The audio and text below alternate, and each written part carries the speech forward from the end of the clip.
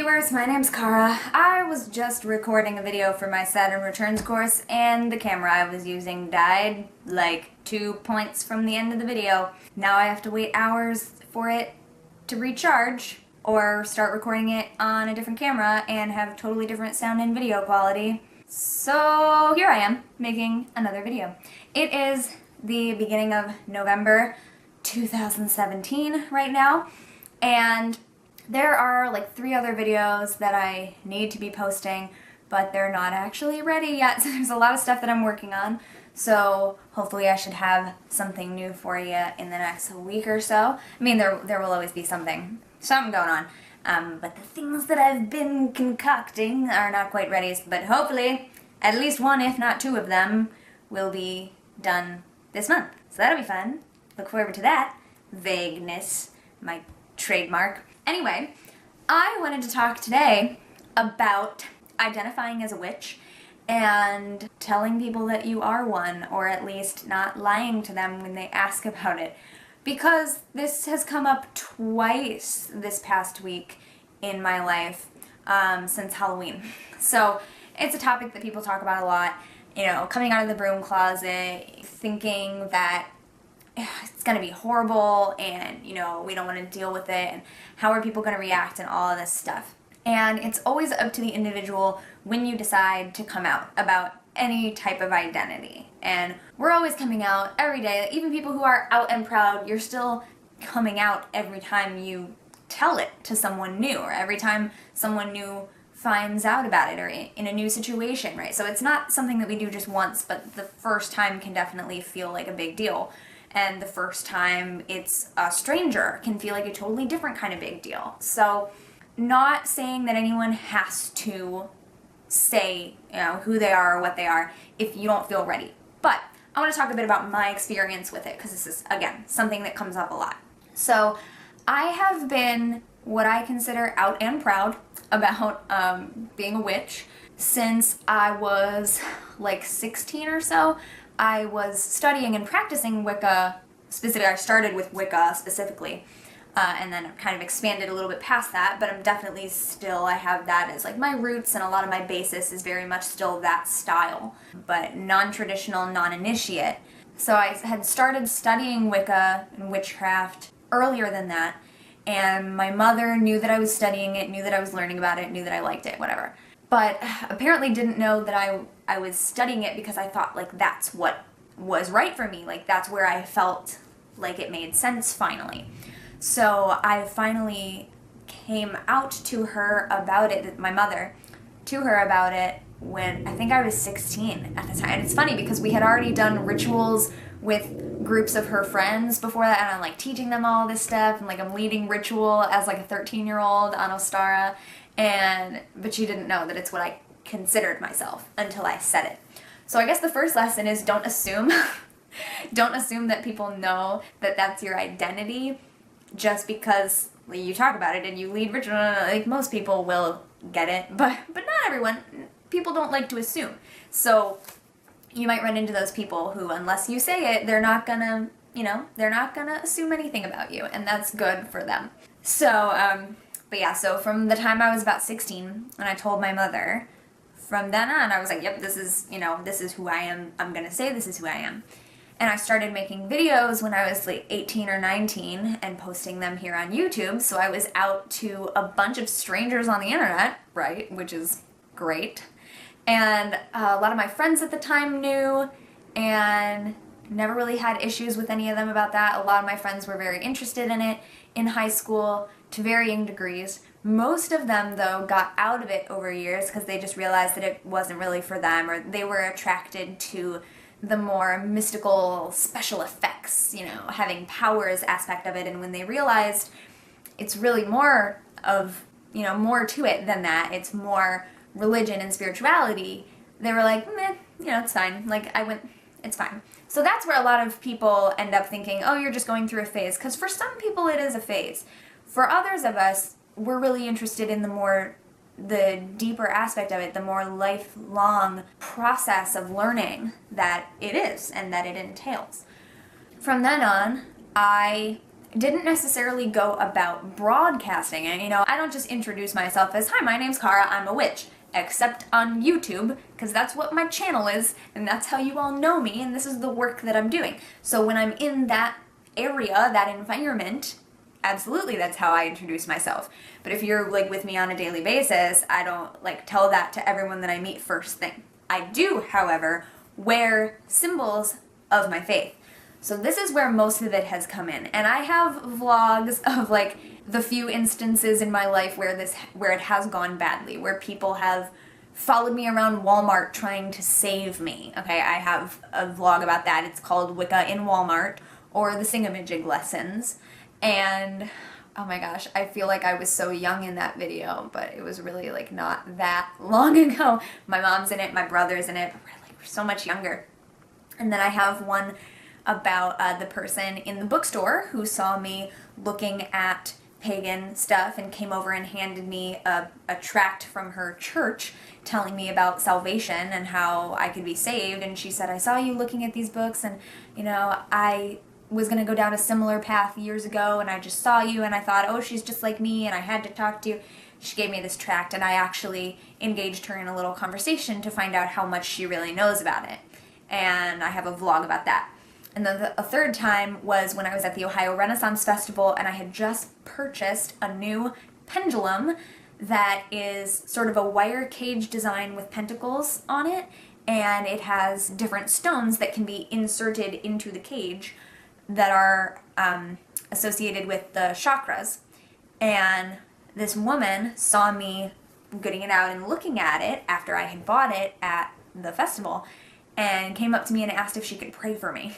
And I have a video about that as well. So we talk about the things that are like sensational and crazy, right? Like, whoa, that's a crazy story. I don't have a lot of videos telling you about the times when I've had an interaction with people and they were so nice and so accepting. I've mentioned it at times, but those are not the, you know, it's the same with our news media. Those are not the stories that get told a lot. So I'm trying to balance it out a little bit right now by telling you the two experiences that I had this week were among the more positive that I've had. Back in college, I had a very positive experience when one of my friends who was very Christian, had been raised by a very Christian family, saw me wearing a pentacle after knowing me for like a year and said, I know you and you're cool, or like whatever the exact wording was. It was like, I know you and I know you're a nice person, and I have been taught that that symbol you're wearing is evil. Will you please explain to me what that symbol means to you? And that was like the first time I had ever had that opportunity, and it was fantastic. And that friend of mine is still a friend of mine today, and actually went on to marry one of our mutual friends who is pagan. So super cool of that person to be open to realizing, like, wait a minute, you know, I've been taught to associate that symbol with horrible, bad, evil things, but I know you and you're a great person, so can you please educate me about this from your point of view? Like, awesome, right? One of the best experiences I've ever had. Love you. If you're watching this, you know who you are. And many, many other experiences like that where people are just like, oh, what's that symbol mean? And I explain, you know, it's a symbol of protection, the 5 elements, it's a symbol of witchcraft or Wicca or paganism, I'm a pagan. Oh, what's paganism? I used to wear my Pagan Pride bracelet that I got from Cleveland Pagan Pride, and some people would ask, oh, what's pagan? And I'd give them a little, you know, 5-cent explanation, especially when I used to work at a tea parlor and my customers would ask me and I had to go to another table. That it's really not the time or the place to be talking about it, but I do wear my symbols openly, and I was allowed to do that there. I mean, I'm allowed to do it legally, but my bosses knew and were cool with it. They're like, yeah, heck yeah, wear your symbols. So if people would ask, I would give them a very short explanation that was enough to give them an idea, but not enough to engage in a full conversation, because I was at work and people would always be like, oh, cool. Like, or, oh, thanks for telling me. I've never heard of that, you know? Good experiences. So this week, guess it was last week, actually, on Halloween, I was wearing, obviously, Halloween stuff. Not this hat, but a different Halloween colored hat. Well, you saw my post on Instagram, right? You're following me on Instagram, right? You should be. And a Halloween-y shirt with my big pewter pentacle with the Theban alphabet or the witch's alphabet around it. Big old one on a long cord.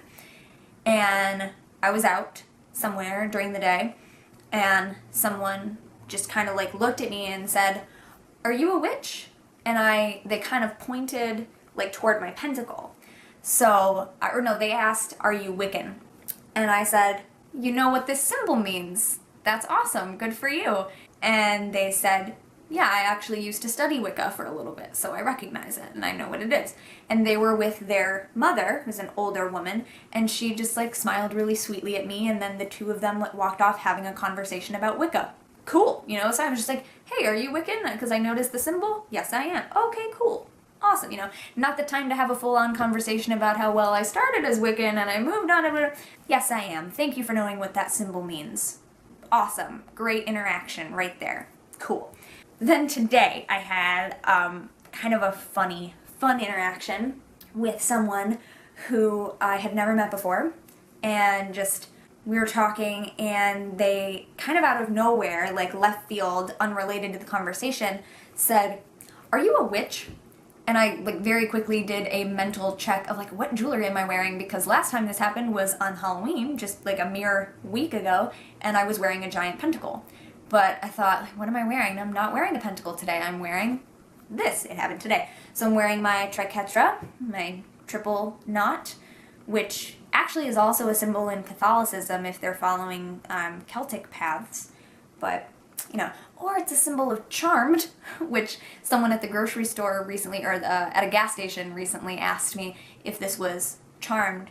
And they were like, "Oh, is that charmed? Like the three witches?" And I was like, "Yes, it is." And they were like, "That's so cool." So I don't know if they thought it was just like because I like the show, or if they were like, "Oh, it has to do with witches." Cool. Either way, they were like, "I recognize that." Cool. Again, another positive interaction. That was a couple months ago. But anyway, so I was wearing this and my priestess crescent moon, which some of you have commented on recently. Thank you. I love it too. This is actually something that I got upon graduation of a course that I was doing with my spiritual coach. We were working with the phases of the moon and the goddess, and I got a gold one, and so that's what that is. I've been wearing it every day since then. So this is what I was wearing. So instead of just saying, "Yes, like thank you for knowing what the symbols mean," this person said, "Are you a witch?" I thought for a second, and then said, "Why do you say that?" And they said, No, seriously, I'm asking, are you?" And I said, "Yes." And then they decided to like try to be funny and make a joke of it and like goof around, and they were like, "Oh, well, which witch are you?" And I was like, "Ha." He's like, wait, no. "Are you a good witch or a bad witch?" Right? That's what and I was like, "Yes." And they said, "Which?" I said, "Yes." And then they were like, "No, never mind." And then the person that they were with came back into the conversation and said, "Both depending on the day, right?" And I was like, yeah, you know. You know, bottom line, even if it's a little teeny conversation like that, I'm not gonna get into, you know, buying into concepts of good witch, bad witch, whatever. I'm a witch, and that's what it is. Are you a good witch or a bad witch? Yes, I am. Simple as that, right? So some pretty positive, fun interactions. And if I like went back and tried to think of all of the different times that I've randomly run into people who either they were wearing the symbol and I said something about it, or I was wearing it and they said something about it, you know, all of the positive interactions that I've had regarding being out about being a witch far outweigh the negative responses that I've gotten. The fact that I only tend to do a video about the negative ones because they're like such big, crazy, wacky stories and we can all relate to them, and because they're something that we're afraid of, so people like to see other people talk about how we dealt with them, and you know, that it's humorous to us now that we can laugh about it, or that we took an opportunity to try to sit with someone and talk and find out what they believe or something like that. That's the reason that I do those videos mostly. But yeah, the positive reactions that I've had from people and the positive interactions that I've had with people far, far outnumber and outweigh the negative responses. And a lot of them are just kind of indifferent. Like, a lot of people are just like, "Oh, okay, cool, do you, you know?" And that's fine too. Not everybody is gonna be like, "Whoa, that's so awesome, please teach me everything right now." Or like, "Whoa, me too, let's be friends." You know, that's not always gonna happen, but it does happen. It does happen. It's just not always gonna happen. I would say the majority is not indifference, but neutral. Like, it's not a negative response, but it's not overly positive. It's just kind of like a, oh, okay, cool. And then the next highest amount is the good stuff, and the smallest amount is the negative stuff. Yeah, again, not telling anyone that you have to say anything to anybody before you're ready or ever, but for me, as someone who is out about it, I think it's important that when those interactions happen that I'm not lying, that I'm not overly going along with someone being funny and stereotypical by being like, oh yeah, I'm a good witch, because I don't want to reinforce those stereotypes. Even though it is a casual, maybe kind of humorous interaction, I don't want to reinforce stereotypes or beliefs in their minds that I don't agree with and that I don't teach. So it's important to me to be true to who I am as a witch when I interact with people in those ways. And so to me, like, I would never say no. I would never lie about it. That's important to me, because as a practitioner of magic, the words that we say and the energy that we put out there creates our reality. And if I am trying to live as a witch, but then I turn around and tell someone, no, I'm not a witch, no, then what am I doing to that energy? I'm stopping it short. I'm telling myself somewhere in my subconscious that I'm not really this and that I can't really do these things. No, yes, I am. Do you practice magic? Yes, I do. Yes, I do those things. Yes. Affirming who I am and what my energy is and what the energy is that I'm putting out there. So yeah, that's just a little thing that I wanted to talk about today, and I hope it helps some of you and at least entertains the rest of you while you do your chores around the house. Yeah, I see you. I know you guys do that, or drive into work. I see you. Thanks very much for watching and or listening, and I will share digital space with you next time. And until then, don't forget to be awesome, blessed be, and goodbye.